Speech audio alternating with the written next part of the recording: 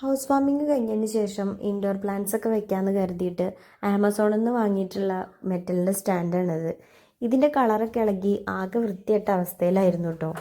അതിനൊന്ന് make over ചെയ്തെടുത്താലോ എന്ന് വിചാരിച്ചു. അതിന് പെയിൻ്റ് അടിക്കാൻ എൻ്റെ കൂടെ ഹെൽപ്പിന് നന്ദുട്ടിയും കൂടിയിട്ടുണ്ടായിരുന്നു കേട്ടോ.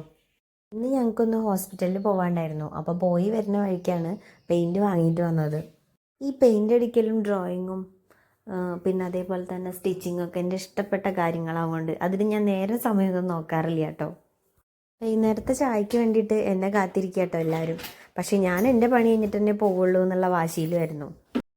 വീട്ടിലേക്കുള്ള ഓരോ സാധനങ്ങളും ഇതേപോലെ ആമസോണിൽ നിന്ന് വാങ്ങിയതാണ് കേട്ടോ.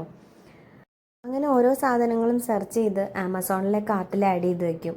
പിന്നെ സാലറി കിട്ടുമ്പോൾ ക്യാഷിനനുസരിച്ചിട്ട് ഓരോന്നോരോന്നായിട്ട് വാങ്ങിക്കുകയാണ് കേട്ടോ ചെയ്തത്. പക്ഷേ ഈ സാധനം കേട് വന്നപ്പോൾ ഭയങ്കര വിഷമമായി. ആ ഒരു 1300 രൂപയുടെ അടുത്തിട്ട് ഇതിന് റേറ്റ് ഉണ്ട്. എന്തായാലും വെറുതെ കേട് വരുത്തി കളയാൻ പറ്റില്ലല്ലോ എന്ന് വിചാരിച്ചിട്ട് ചെയ്ത പണിയാണ് കേട്ടോ ഇത്.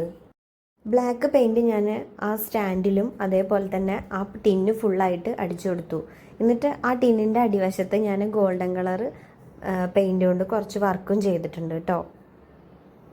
പിന്നെ ക്ഷമ കുറച്ച് കുറവാവുകൊണ്ട് പെയിൻറ് ഉണങ്ങണതിന് മുന്നേ തന്നെ ഞാൻ ആ ടിന്നെടുത്തിട്ട് സ്റ്റാൻഡിൻ്റെ മുകളിൽ കയറ്റി വെച്ചു. ഇതാണ് കേട്ടോ ഫൈനൽ ലുക്ക്.